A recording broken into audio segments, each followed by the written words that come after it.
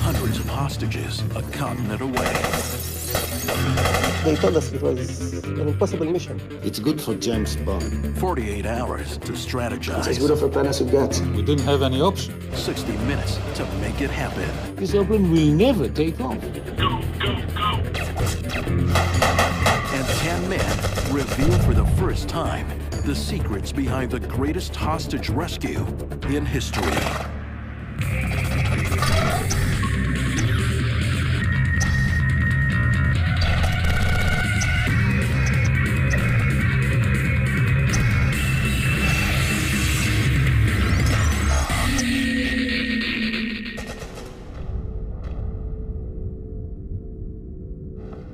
Israel, June 27th, 1976.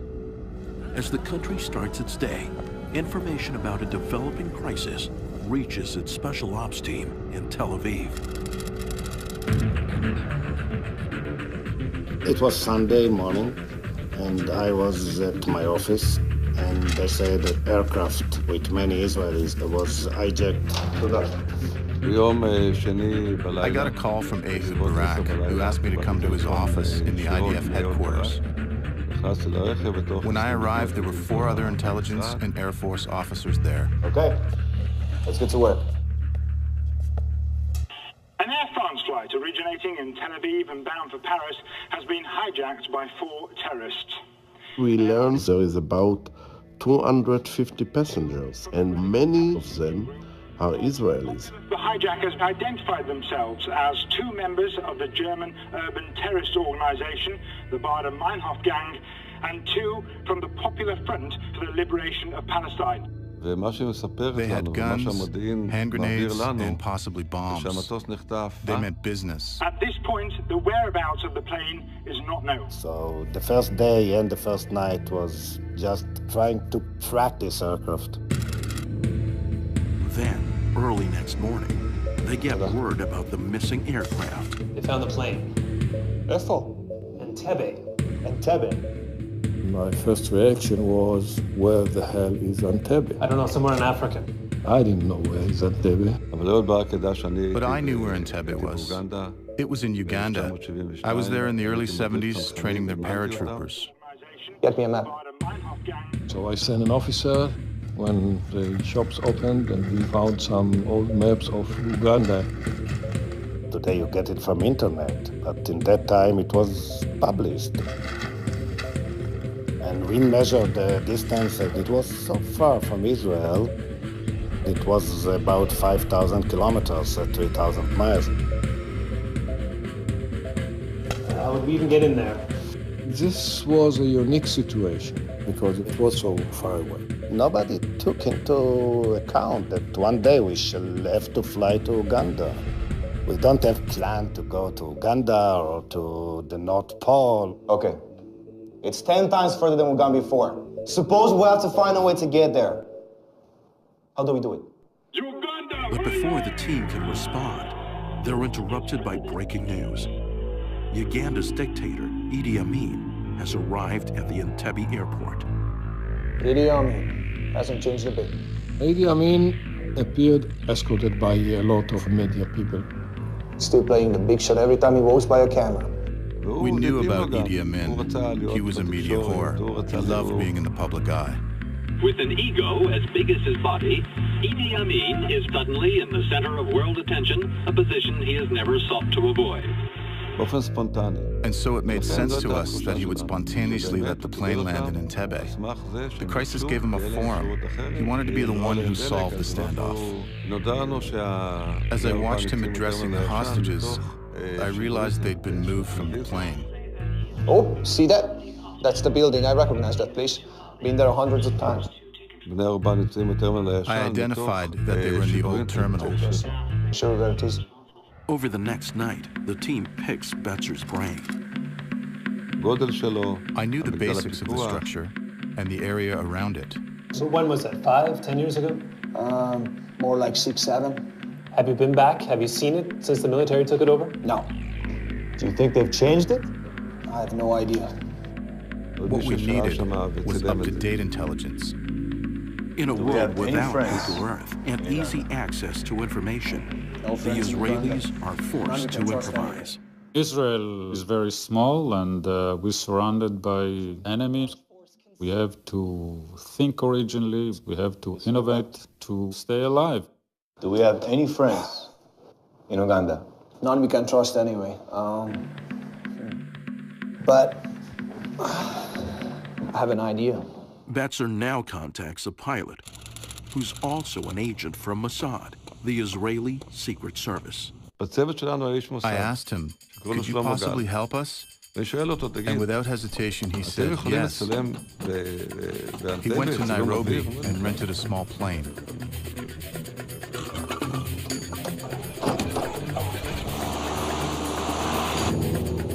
The agent files a flight plan to tour the area and heads west towards Lake Victoria. The operation was so secret that I only got permission last year from Mossad to talk about it.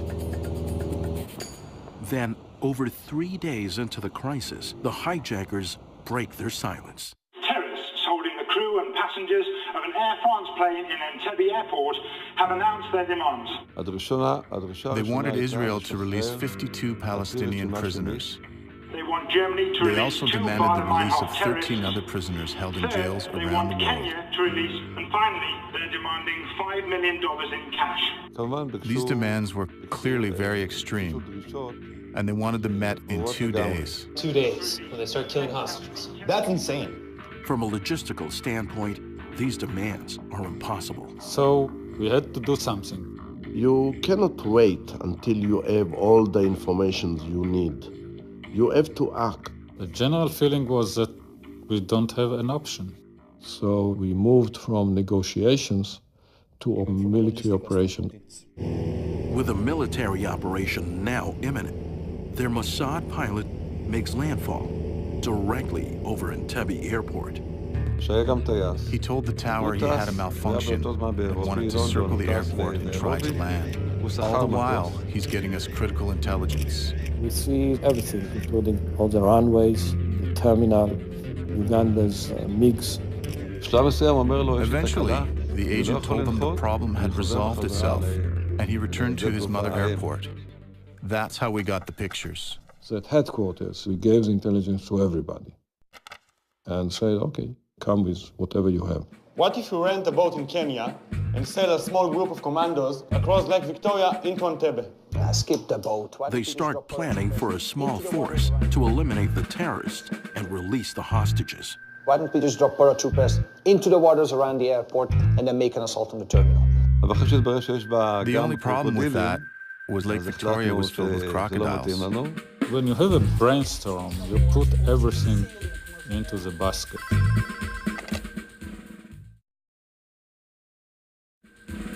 Good. But then, 80 hours into the crisis, they get news from Paris. French authorities have revealed that terrorists holding the hostages from the Air France hijacking have released all the non-Jewish hostages. We learned that the terrorists did a selection and separated the Israelis and Jews and released the other passengers. News of this selection outrages Jews around the world. But for the Israeli forces, it discloses something completely unexpected.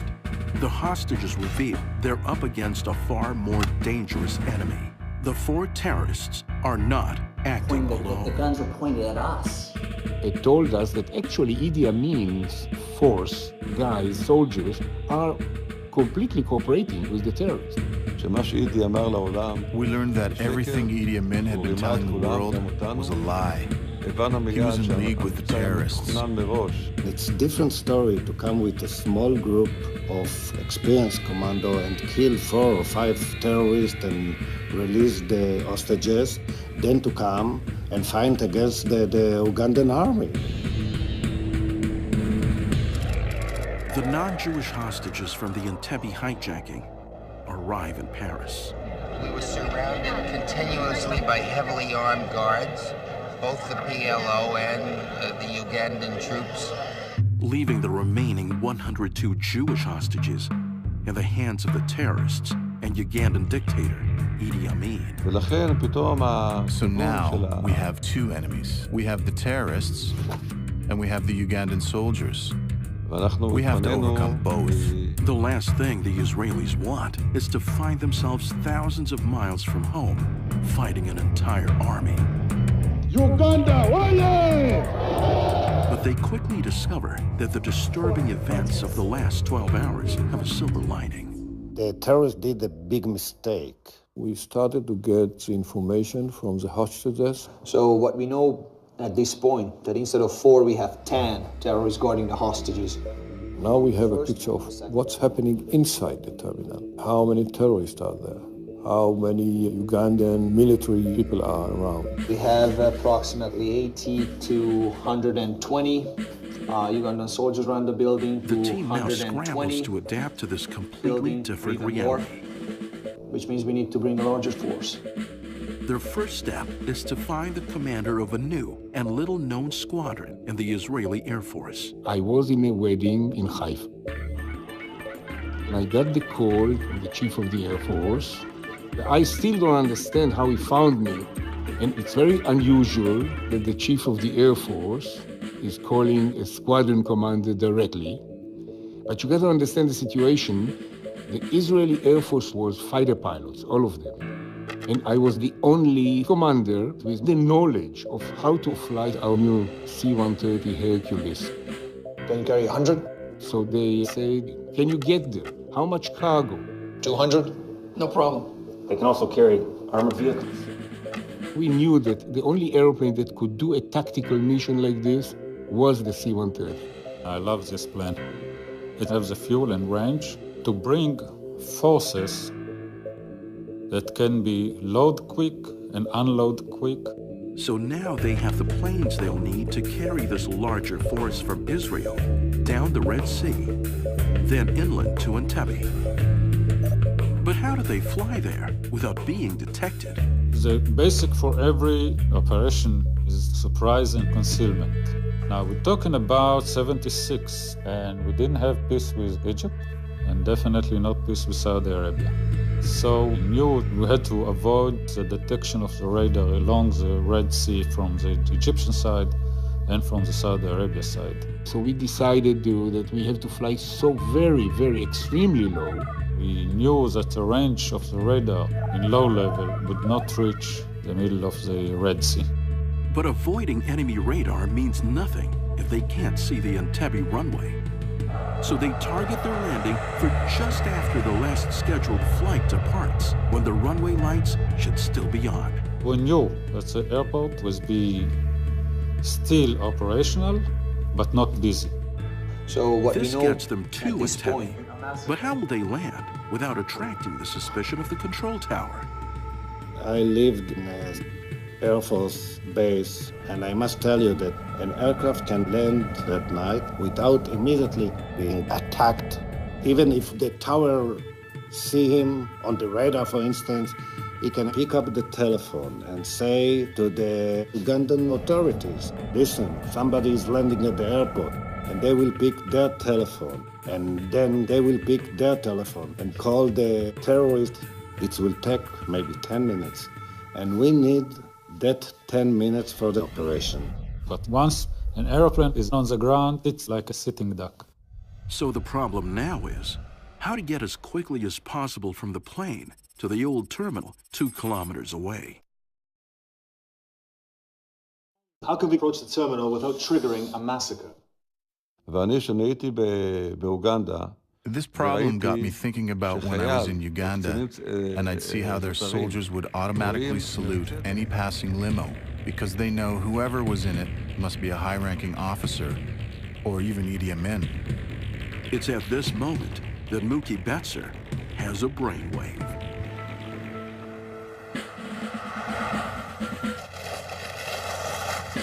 Is it run? Yes. It's gonna have to do.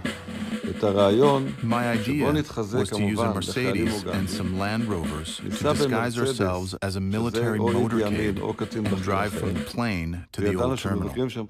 Now, if you're able to land that plane quietly without being recognized, then the enemy will think that it's Amin himself who's coming to visit them. So we'll be able to get right up to the terminal entrance and surprise them. The whole idea behind it is to keep the surprise. And that was a very good idea. I'll take it to Rabin. So we have to think out of the box. We have to dare. We have to be able to defend ourselves, actually. It's as good of a plan as it gets. But there's a problem. We can't send our troops on a one-way ticket. The Hercules C-130 can only carry enough fuel to get them there. We have to find a way to bring them and the hostages back home. It's a big problem because we had to refuel the plane in some place around Uganda, and most of the countries there are enemies to Israel. So the idea was that while we are storming the building, some of the Air Force team will steal fuel from the Ugandans. I looked at the intelligence pictures and I saw where you can refuel your aircraft. But I was still really worried about it. It looked very risky. So risky that the Israelis sent Ehud Barak on a top-secret backup mission to try and secure fuel in Nairobi. But even with the pieces of the plan now coming together, the IDF top brass still has one big worry. What if the runway lights are off? If you reach there and the runway is dark, what would you do? Go back? So we had to find a way to land without using the lights, which is a big, big problem. We didn't have the night vision capability. We didn't have all the instruments that they have now. So we were unplugged, as we say. Since they don't have the technology they need, they literally invent it. So we built in 24 hours the system that we hoped will tell the pilot the distance from the runway and the level of the aircraft. The idea behind this system is that radar waves bounce back more slowly from the water and sand than they do from the hard surface of the runway. You can detect by radar where is ground, where is runway, and where is water. So this way you can navigate and you can plan your approach. But the question is, how accurate will their makeshift system be? That was a crazy system. It was very, very, very risky. The leadership of the Air Force and the IDF, the Israeli Defense Forces, did not think that we are able to land in the dark. They wanted a demo. So what I did was I picked up the big bosses to show them at night.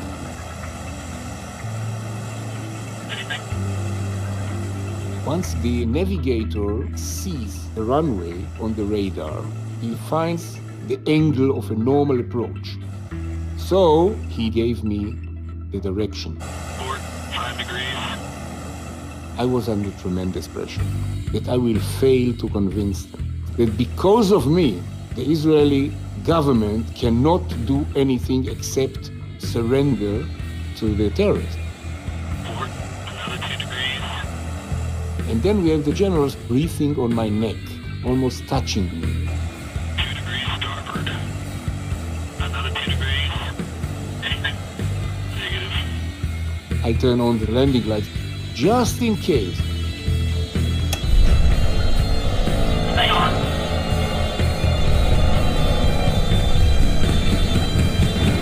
I was about to land on the fence.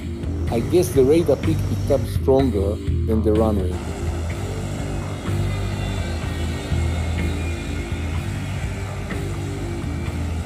Do we go around for another attempt? I just told them, let me try it once more. They said yes.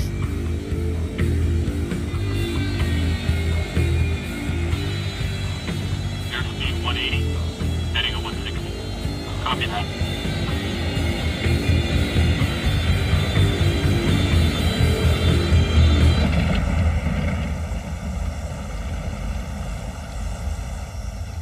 It was an important test because the generals went back to the government, the Minister of Defense, the cabinet, and recommended we have a military option.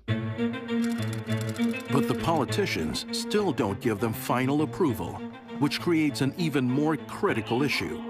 The team now can't reach the hostages before the terrorists' deadline. We have to gain time to get better prepared for operation. We made it appear that we were negotiating with the terrorists in good faith, and they assumed we weren't going to launch an assault. So we used negotiations to delay the deadline to the 4th of July.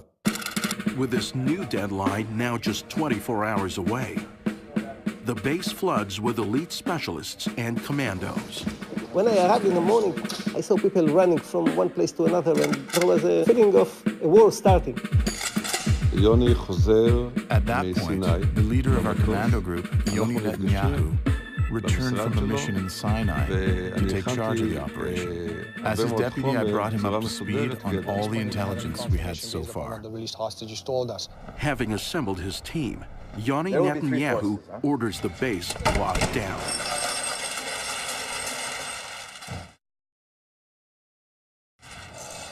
They've disconnected all the telephones in the base, so nobody can talk. The secrecy of the mission was a key to success. Remember, surprise, surprise, surprise. כי זה היה יום שישי, ובדרך כלל החיילים יוצאים הביתה, והפעם... But in spite of the lockdown, pilot Natan Devere gets approval to make a quick trip off base. My wife was giving birth, so I went to the hospital, and I could not tell my wife about the operation.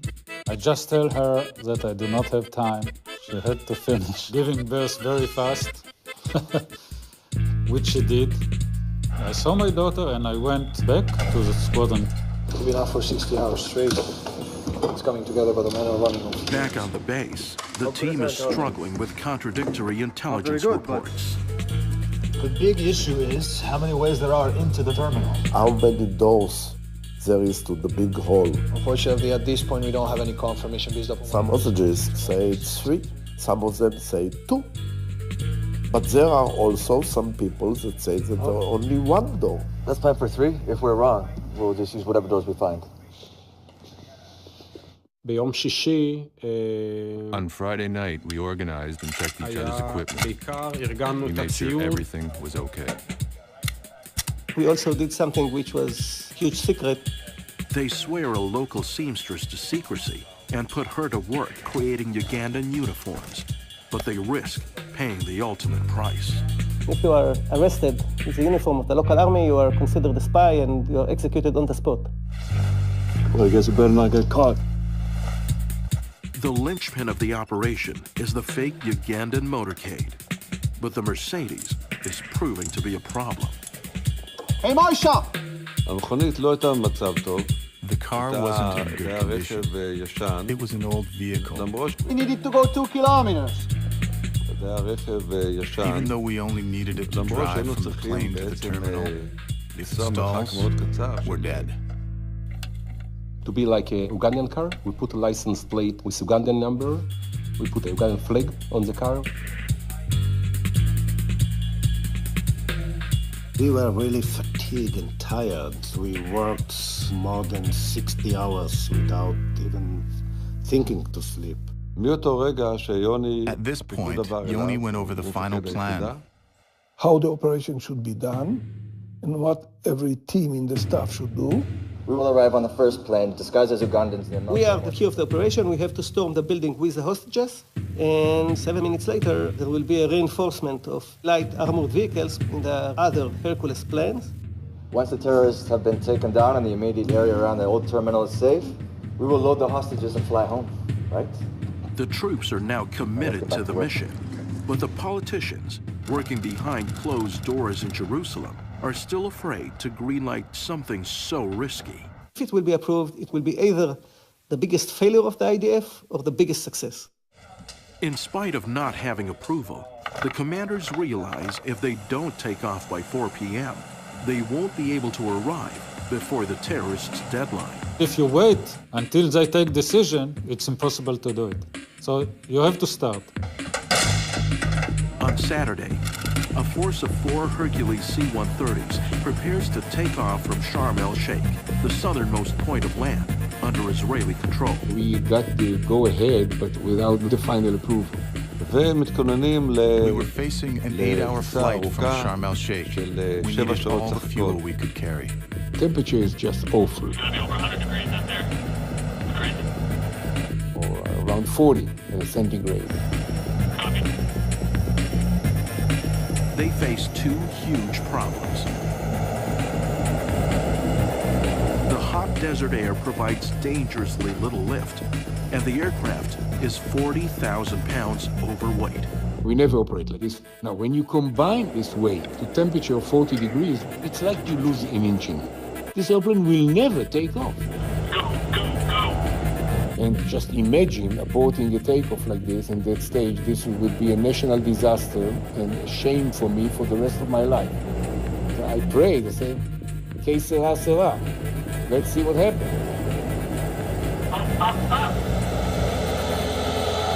I stayed in the ground effect, in the cushion of air that you're flying over. And the whole crew were looking at the speed. They said, oh, you gained 1 knot, 1 knot, good, another knot. It was like a celebration to get 5 knots. And another knot, good. At the very end of the runway, we just got to the takeoff speed, but there's no spare. We are very, very heavy. On the second Hercules, they're having the same problem. The one stage of the takeoff, I thought, are we going to fly to Entebbe or are we going to taxi? Because we never lift off. And then we finally took off. And the performance is limited. It's very hard in low speed to turn north because you have to take off against the wind. It's very difficult to fly so low. We flew by a radio altimeter because you cannot trust the normal altimeter at so level. And it was like 30 feet, 10 meters above the sea. I trusted autopilot more than I trusted my hands. Remember, a movement of 2 millimeters will hit the water.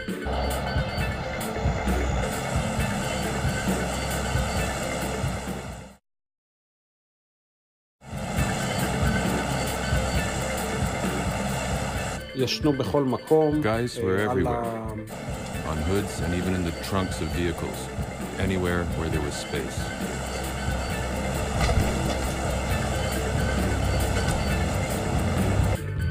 After 3 hours, the plane turns inland over Eritrea, where Israeli intelligence confirms there's no radar, and climbs to 20,000 feet. During the whole flight, I didn't sleep even a second. I was very nervous. But on the other hand, you don't really expect something will happen to you. When you're young, you don't think about it. You know your mission, you know there was hostages there. You don't speak too much. Time is passing by, and suddenly you are looking on your watch, and you understand that there is no way back anymore because there is not enough fuel. With only 1 hour before landing, they finally get official approval for the mission.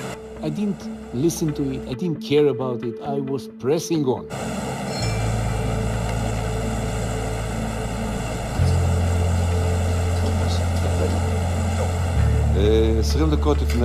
We got the signal about 20 minutes before landing. All the soldiers woke up and prepared for the operation.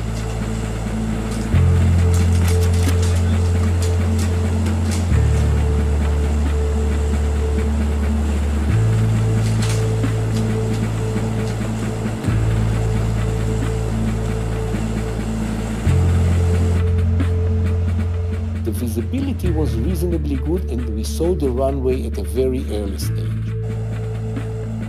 Getting closer.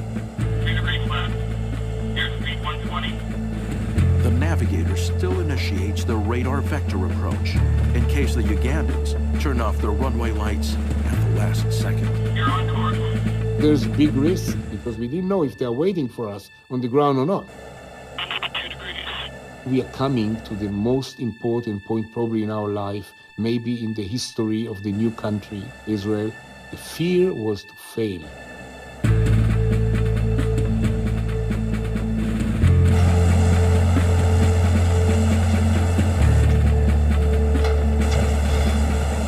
Just touched down at the beginning of the runway. At that moment, I understood that that's it. It's not a game anymore, it's going to happen. I sense that it is okay.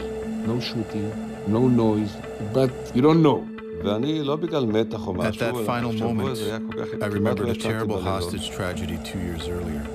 Because we lost the element of surprise, the terrorists opened fire on the hostages and they killed many people, mostly children. This was my greatest fear. I stopped the airplane in the middle of the runway, and then a few soldiers jumped from the doors with portable runway lights to mark a short runway in case somebody will switch off lights. Okay, let's go.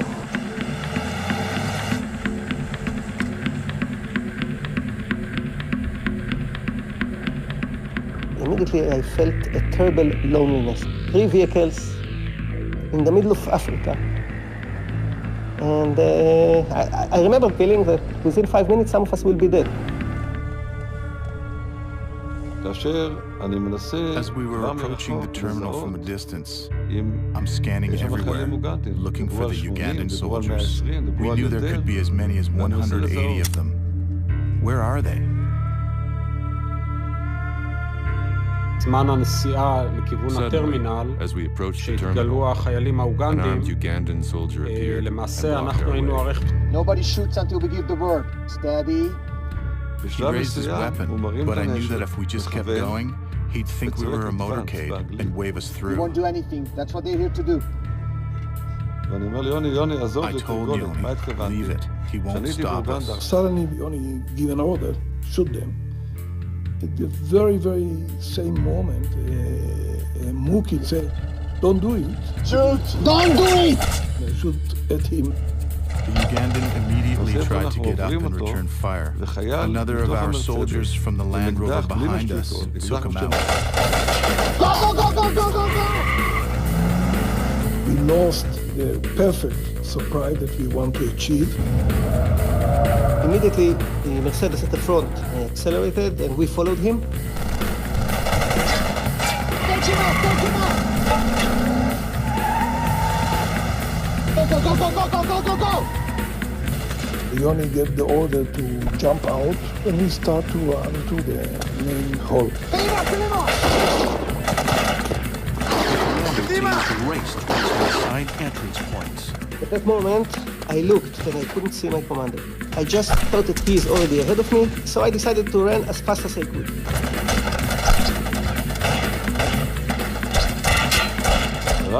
From out of the darkness, the Ugandan soldiers opened fire on us.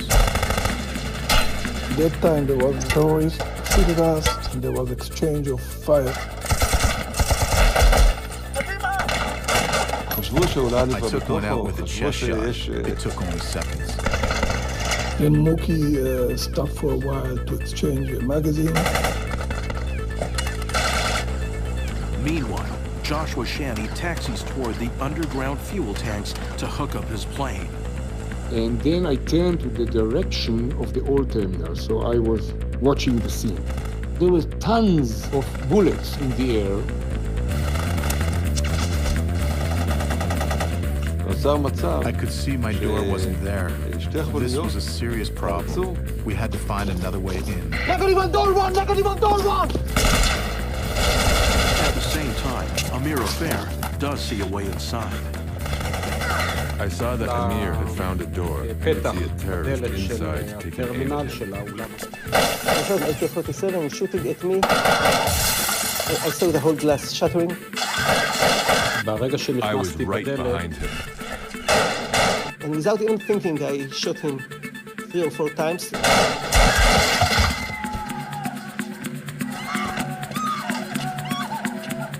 Suddenly, on my left, I saw 2 terrorists running at us.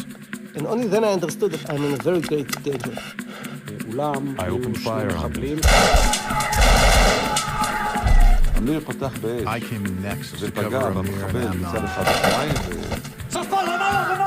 The hostages told us there were other terrorists on the second floor. I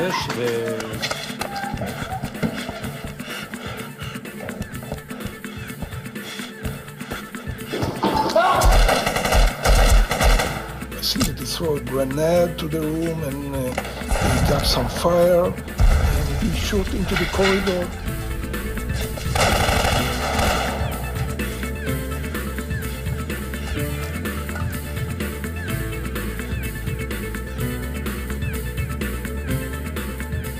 There were several wounded, several dead, mostly the terrorists. I wouldn't like to be in this room again. These people were shot from very close distance, and not the nicest things to see. With the inside of the terminal now secure, the team prepares to move the hostages out to the plane. Yanni, we are ready to evac! But Yanni Netanyahu and his team are still in a firefight.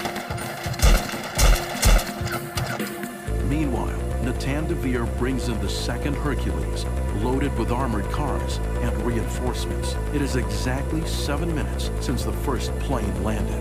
Airspeed 120. And I enter final approach. Well, that's a good sign. The light's still on. And I saw the runway was still in light. You're on course. In the beginning of my landing, everything went dark. I just saw the flashlight that's number 1 left for me. I was on the ground, I was safe. We started to refuel, but my fear is that I will lose an airplane. Yanni, I need a C-trap. Yanni, do you copy? But Yoni doesn't answer. Yoni's been hit. Okay, Yoni's been hit. Hit? Where? How bad? He's trapped out front. Get them ready, but don't move them until you get the order. Understood? Outside there was a lot of fire. We were shooting with the RPG rocket.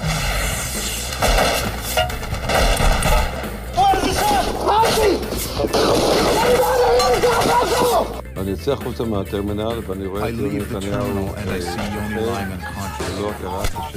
He has a terrible wound. Yoni's down, I'm assuming command!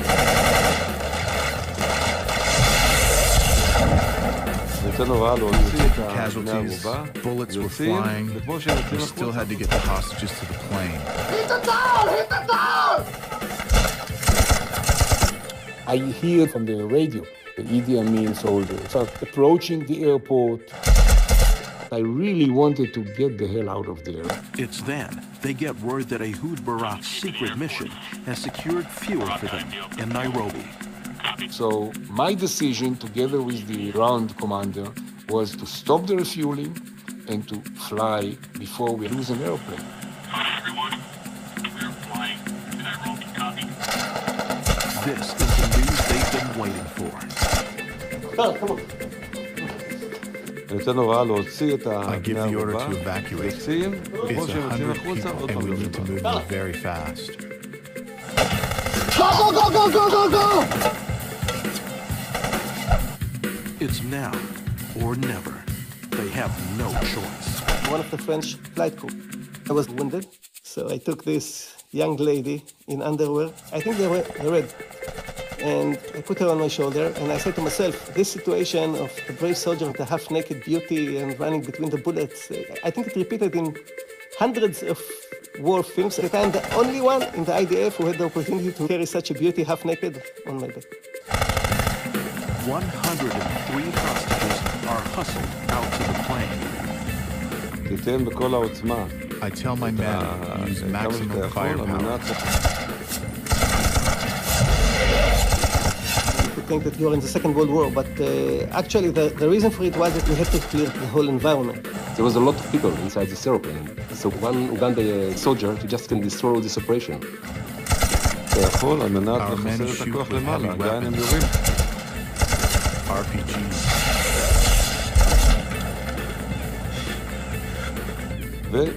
And it becomes silent. It was quiet completely. There was no fire anymore.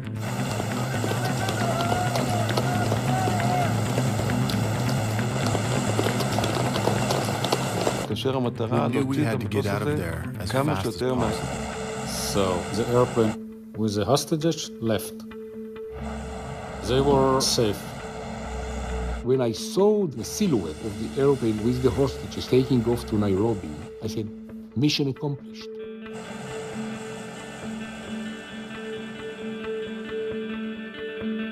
The runway was completely dark at that time, and we took off.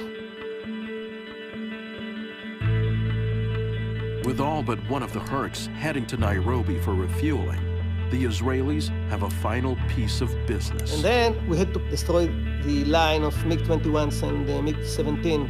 So that there is no counterattack from Uganda forces. Amitzer Caffrey is the last man to leap. I wasn't going to leave the Mercedes there. We said, forget it. The projected operation time was 60 minutes. The mission was accomplished in 59. As we started to taxi into the runway, I saw a glow of light behind me coming from the explosion of the MiGs.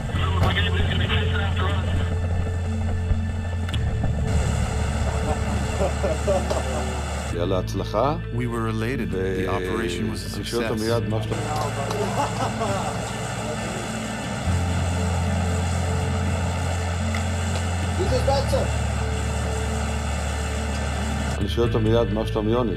lost Yoni.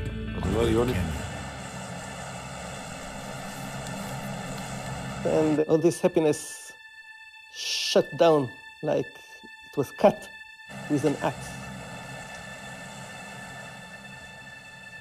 On one hand, we lost our commander, who was really an amazing person. On the other hand, we understood that we did something exceptional. After refueling in Nairobi, the team heads home to Israel. And on the way back home, the news exploded. First was the BBC. So I put the radio on the loudspeaker. It is being reported that the 102 hostages were rescued with only 2 casualties. Now, when we hit Israel, we already knew that every single person in the country knows Hercules are coming. So we took advantage of it. We went a little bit low level, we waved, we did things that we're not supposed to do. So we had some fun, we enjoyed it on the way back.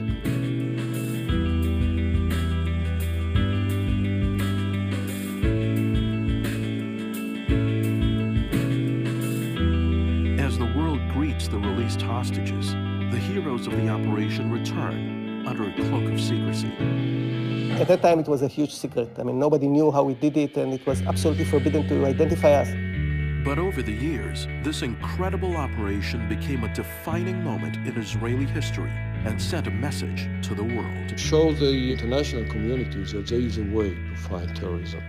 It was important as a deterrence to other terrorist organizations, and actually after 76 we didn't have, I believe, even one hijacking over an airplane. Going to Entebbe was important because it was a milestone for the soul of the nation. And when I got home, my father was there, sitting in the middle of the room. And my father lost his family in the Holocaust. And I looked at him, although I was exhausted and tired, I looked at him and I said, we are now involved in saving Jews, which nobody did when he needed it. Made him so excited and so happy and so proud that I said to myself, you did right, Shiki.